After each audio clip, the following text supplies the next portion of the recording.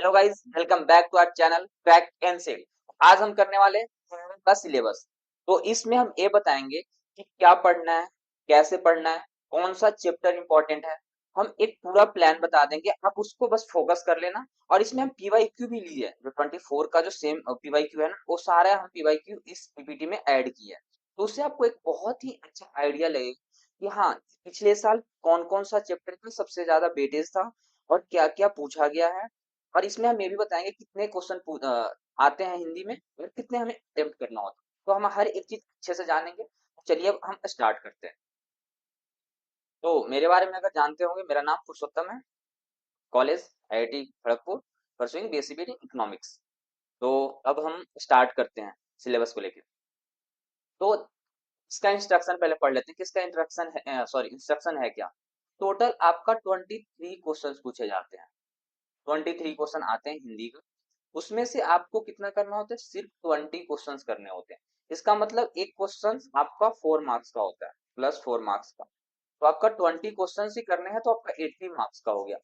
तो आप सोचो, हिंदी में 80 मार्क्स ला सकते हैं, बहुत इजी। मतलब इसमें कुछ ज्यादा नहीं पढ़ना, 4-5 ग्रामर्स पढ़ने हैं। और पैसे जाते हैं, वो सारी चीज मैं अभी डिस्कस करूंगा, कितने नंबर के पैसे जाते हैं, कितने कौन सा चैप्टर का वेटेज है, वो अभी हम वो डिस्कस करेंगे। तो आपका 23 क्वेश्चंस में से सिर्फ आपको 20 क्वेश्चंस ही करना है। तो ऐसा नहीं करें, पैसेज का क्वेश्चन तो बहुत इजी होते हैं। पैसेज वाला जो क्वेश्चन होंगे आपको बहुत ही इजी होंगे। वो 16 नंबर के आएंगे, मतलब 4 क्वेश्चंस, 4 क्वेश्चंस आएंगे। तो ये तो आपको हो जाएंगे। अब बाकी जो हमारे कितने क्वेश्चन बचे, अब 90 क्वेश्चंस में मेरे को कितना करना है, 4 तो मैंने इधर कर लिया। अब मेरे को 90 क्वेश्चंस में से टोटल हमें 20 करना था, मैंने 4 कर लिया। सिर्फ 16 क्वेश्चंस ही हमें करना है, ज्यादा नहीं, सिर्फ 16 क्वेश्चन। तो आपको ग्रामर मान लो कि कोई नहीं भी आता, कोई चैप्टर आपका वीक है, नहीं पाए अच्छे से, तो आपको उसमें से क्या करना, कोई नहीं, 2 चैप्टर मान लो, एक चैप्टर से मैक्सिमम 1 क्वेश्चन या 2 क्वेश्चन आएंगे। वो चैप्टर वीक था, चलो 2 चैप्टर वीक था, तो 2 चैप्टर वाला मैंने क्या करूंगा, छोड़ दूंगा। ये वाली तो आपका कंप्लीट हो जाएगा। तो 2 चैप्टर ना पढ़ने के बाद भी आप 20 क्वेश्चन अटेम्प्ट कर रहे हो कॉन्फिडेंस के साथ, इसमें से आपका 80 क्वेश्चन भी सही होता है, तो आप कितना हो जाएगा, 18 72 आ जाएंगे।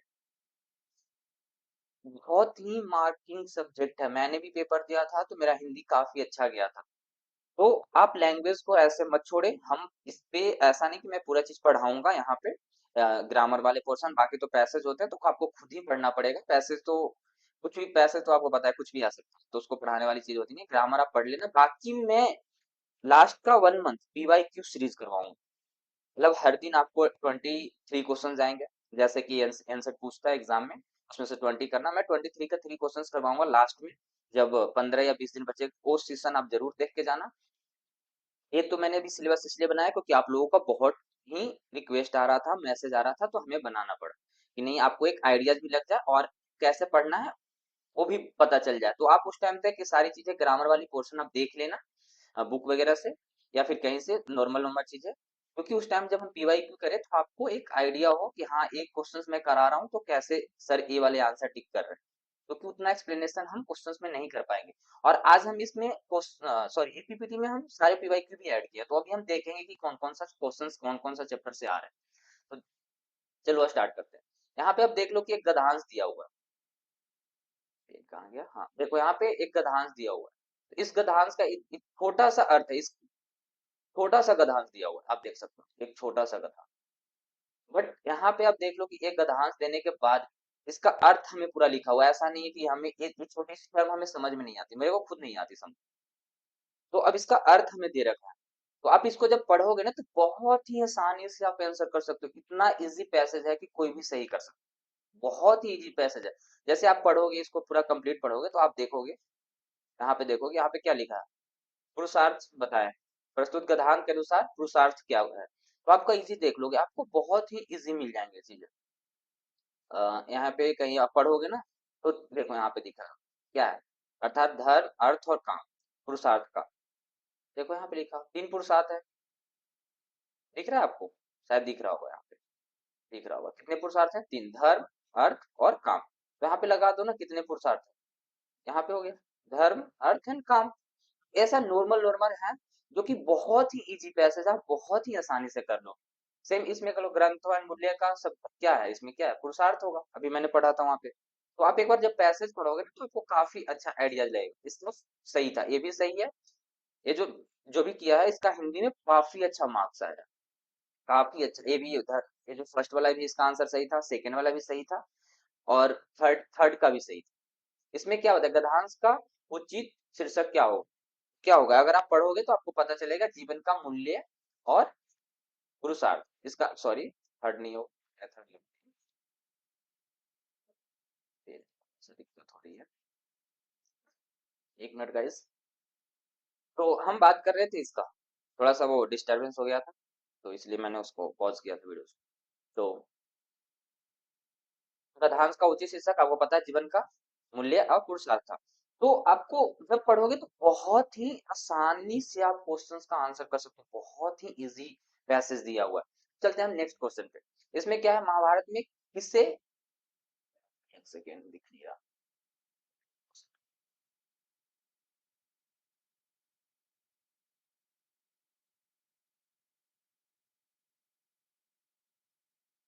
महाभारत में यहाँ पे क्या लिख रखा है, महाभारत में, सेकंड, महाभारत में किसे नियामक तत्व के रूप में निरूपित किया गया है। तो इसमें क्या है, धर्म को किया गया है। अगर आप पढ़ोगे पैसेज को, मैं दिखा दूं, देखो आप पढ़ोगे तो आपको सिंपली दिखेगा। देखो, आप देखो यहाँ पे, दायरे में रहते हुए, धर्म एक नियमित तत्व है जिसके दायरे में रहते हुए अर्थ का काम संपादन होना चाहिए। तो आप बहुत ही आसानी, पूरा क्वेश्चंस का आंसर आपको कहीं खोजना नहीं है, पूरा पैसेज में ही लिखा हुआ है, ए टू जेड, आपका कोई दिमाग नहीं लगाना, बहुत ही इजी पैसेज आते हैं। और तो इसका भी आंसर क्या है, सही है। अब देख लो, एक सेकेंड, पेन का दिक्कत हो रही है मुझे, एक सेकेंड मैं थोड़ा पेन ले लूं। तो इसका थर्ड आंसर, इसका ए भी सही था। अब हम चलते हैं क्वेश्चन नंबर 5 पे। अब हमारा कितने क्वेश्चन आए थे, सॉरी यहाँ पे लिखता हूँ। पैसेज का कितने क्वेश्चन थे, पैसेज का टोटल 4 क्वेश्चन थे, इसमें से कितने 60 मार्क्स का क्वेश्चन है। अब आपका 16 मार्क्स इजी आ जाएगा, बहुत ही आसान पैसेज आते हैं, तो आपको लोड नहीं लेना, पैसेज बहुत आराम से पढ़ना है, थोड़ा सा समझना है, और बहुत ही आसानी से आपको क्वेश्चंस का आंसर मिल जाएगा। तो 16 नंबर तो मैं नहीं सोच मानता कि आपका कहीं जाने वाला, 16 नंबर काफी इजी आ जाएगा आपको 80 में से। अब हम चलते हैं कि और बाकी जो क्वेश्चंस हैं, 19 क्वेश्चन, वो किस टाइप का है, तो अब हम देखते हैं। तो इसमें लिखा हुआ है बाकी शब्द में कौन सा समास है। थोड़ा सा अगर मेरा प्रोनाउंसिएशन खराब हो तो समझ लेना। तो इसमें कौन सा समास है, तत्पुरुष समास है, इसमें तत्पुरुष समास होता है। आंसर भी इसने चूज किया है तत्पुरुष का। तो समास का कितने क्वेश्चन आ गए अभी तक, अगर आप देखो तो एक क्वेश्चन आ गए, और देखते हैं कितने क्वेश्चन होते हैं। अब इसमें से बोल रहा है कि रिझी रिझी रहीस रहीस हंसी हंसी में कौन सा अलंकार है। तो कौन सा अलंकार होता है, अनुप्रास होता है, बार बार जो आती है ना चीजें रिपीट होती है उसमें सॉरी अनुप्रास अलंकार होता है। अनुप्रास का वो अलंकार बताता है, ये रिझी रिझी रहीस रहीस हंसी हंसी, ये अनुप्रास अलंकार। देखो आप दो दो बार देख सकते हो, रिझी रिझी रहीस रहीस हंसी हंसी, तो ये कौन सा अलंकार है, अनुप्रास अलंकार। रात्रि और संध्या के बीच का काल के लिए एक शब्द चयन कीजिए, कौन सा होता है, गोधूली होता है। अगर आप पढ़ोगे तो रात्रि और संध्या के बीच को जो हम काल बोलते हैं वो गोधली बोलते हैं, इसका ये भी सही था। प्रत्येक शब्द का संधि विच्छेद कीजिए, सॉरी पर प्रेत, प्रेत शब्द। तो प्रेत शब्द का संधि विच्छेद क्या होता है, अगर हम देखें तो ये होता है प्र प्लस ईथ होता है, इसका ये गलत, सॉरी यहाँ पे दिख नहीं, ये गलत है, आपका आंसर ये वाला है, सेकंड है, सॉरी फोर है, फोर आएगा ना, फोर, फोर आपका आंसर होगा। तो ये इसका एक क्वेश्चन यहाँ पे माइनस में आ गया, मतलब -1 आ गया, जहां पे उसका +4 आने वाला था। अगर थोड़ा सा भी ये संधि विच्छेद देखा होगा, वीडियोस में पढ़ा होगा करना कैसे करते हैं, तो उसका इजिली 4 नंबर आ जाते। तो ये -1 ले लिया यहाँ पे। देखते हैं यहाँ पे, किसी व्यक्ति वस्तु और स्थान के नाम को क्या बोलते हैं, संज्ञा बोलते हैं भाई, इसमें तो सबको आना चाहिए, बहुत ही बेसिक है। तो इसको कथन 1 और कथन 2 दोनों में से सत्य है नहीं, दूसरा हम पढ़े नहीं है, कथन सेकंड पढ़ते हैं, दूसरा पढ़ते हैं। संज्ञा की विशेषता बताने वाला शब्द को सर्वनाम कहते हैं। नहीं, संज्ञा को विशेषता बताने वाला को नहीं, विशेषण को बताने वाला को हम सर्वनाम कहते हैं। तो ये गलत है। तो सेकंड वाला गलत है, फर्स्ट वाला सही। तो हम पढ़ते हैं कि कौन सा। गाइस एक मिनट, पेन नहीं चल रहा फिर से,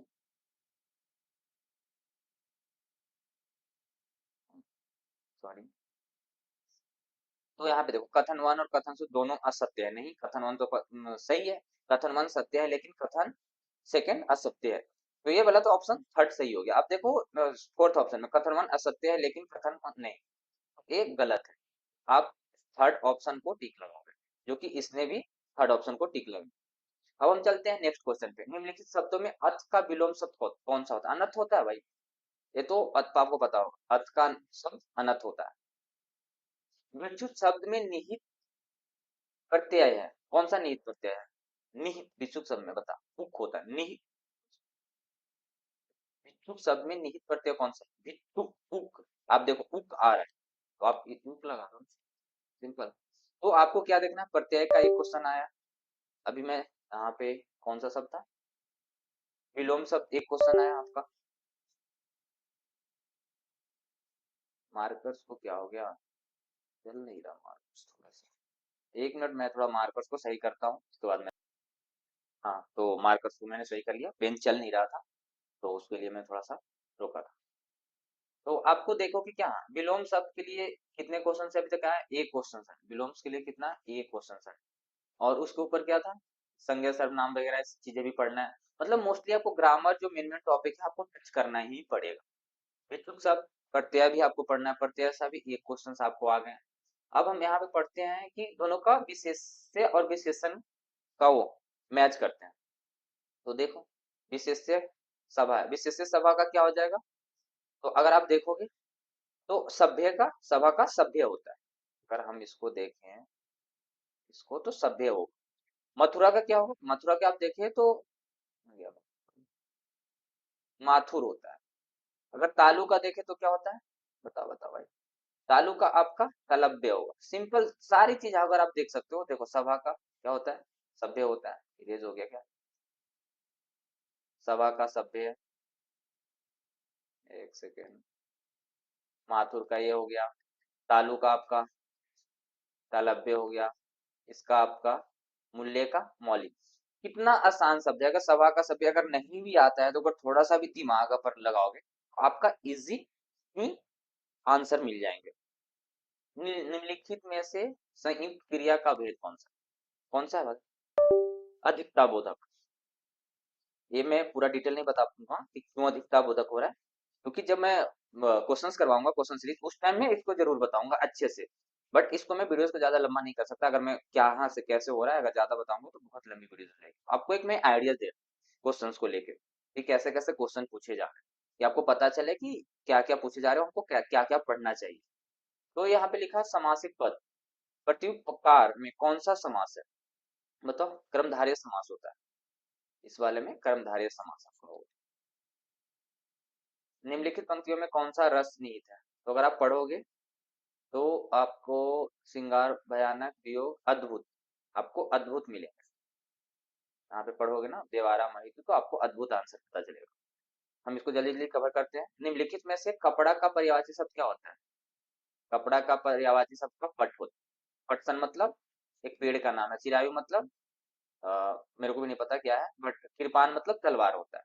तो आपका कपड़ा का पर्यायवाची शब्द पूछा है, तो आपका कपड़ा का पर्यायवाची शब्द क्या होता है? पट होता है, जो कि इसका गलत है। इसने क्या कर रखा है? गलत।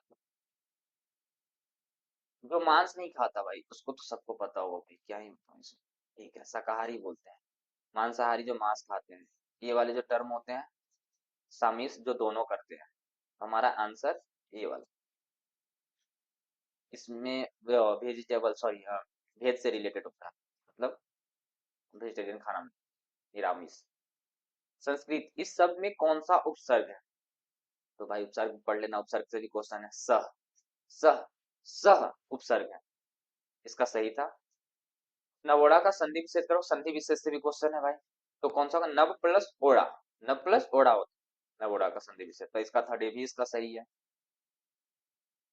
अधजल गगरी छलकल जाए, अगर आप ये मुहावरा पढ़े होगे, बहुत मतलब आप क्लास 10 तक पढ़े होगे तो आपको ये मुहावरा पढ़ना ही पड़ेगा, आपको जरूर मिला होगा। तो उसको अधूरा ज्ञान को बोलते हैं।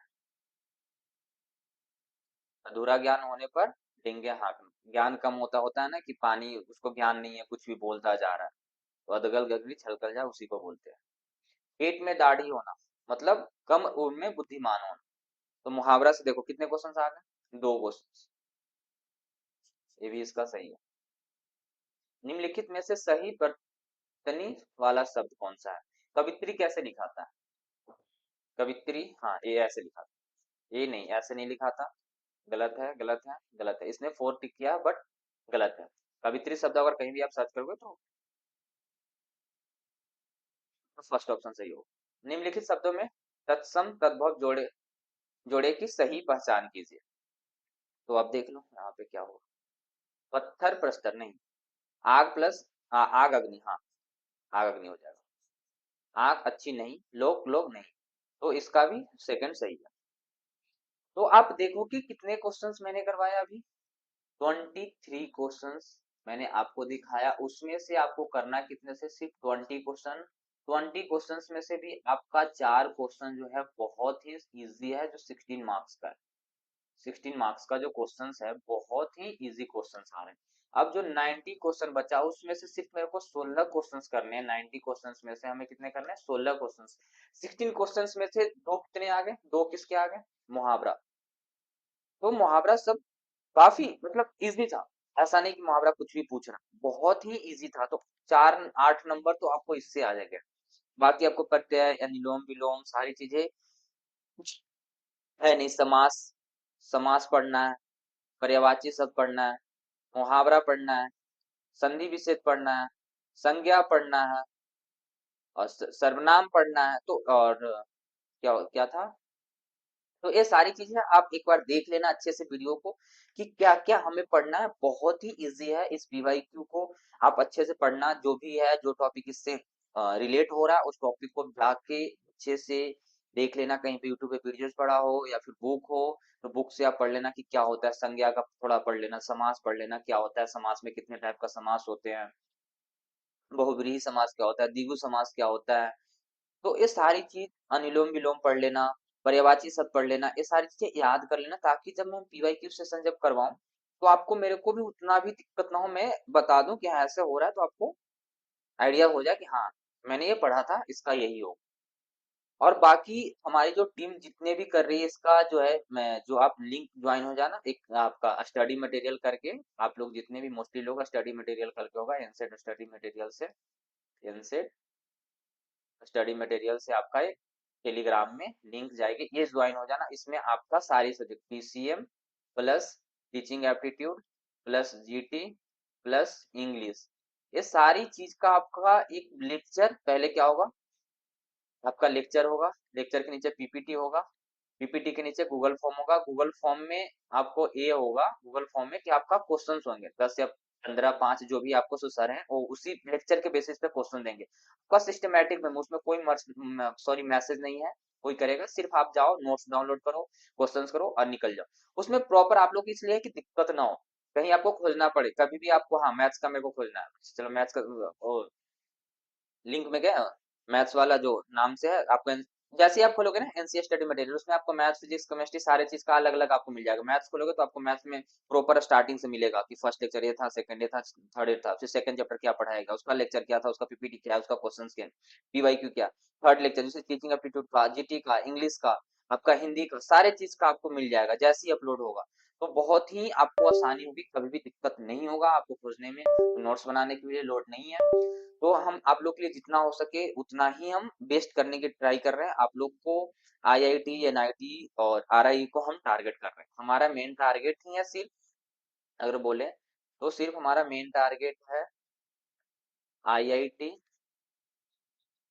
एनआईटी और आरआई, और ये हमको दिलाना है कैसे भी करके। तो आप बस हमें फॉलो करें, हमारी टीम्स को फॉलो करें, हमें फॉलो करें, टीम को फॉलो करें। जो हमारी टीम है हर एक चीज बहुत ही आप लोग के लिए मेहनत कर रहा है, बहुत ही अच्छे वे में हम स्ट्रक्चर तैयार कर रहे हैं। आपका वेबिनार्स भी हम कंडक्ट करवा रहे हैं। आपको कुछ भी दिक्कत हो तो हम 10 या 15 दिन पे एक वेबिनार्स लेंगे 10 टू 50 डेज में, जो कि हम एक वेबिनार्स कर चुके हैं। एक वेबिनार हमारा कंप्लीट हो गया है। अब दूसरा वेबिनार्स भी हम करने वाले हैं। वो शायद 10 टू 50 मार्च के बीच में होगा। 10 से 15 मार्च के बीच में वो वेबिनार्स होंगे। फिर सेकेंड वेबिनार 13 मार्च के बीच में होंगे।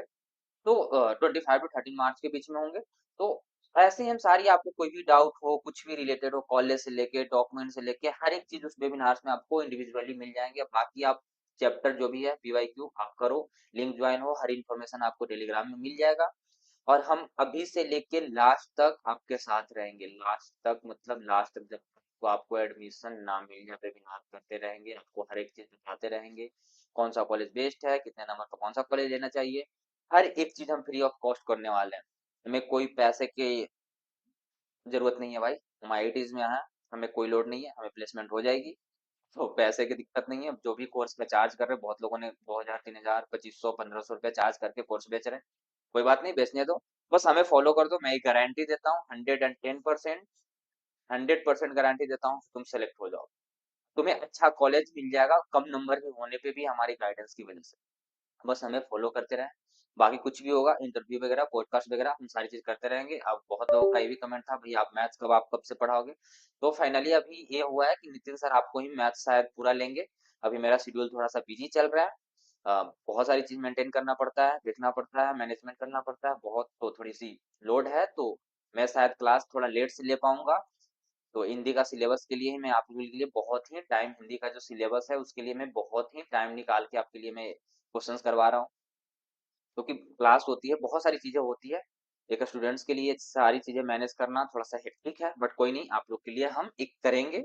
और जब हम लोगों ने ठान ली है कि ये करना है, आप लोग को एडमिशन दिलाना है आईआईटी एनआईटी में, तो दिला। तो thank you guys, bye bye, and thanks for watching.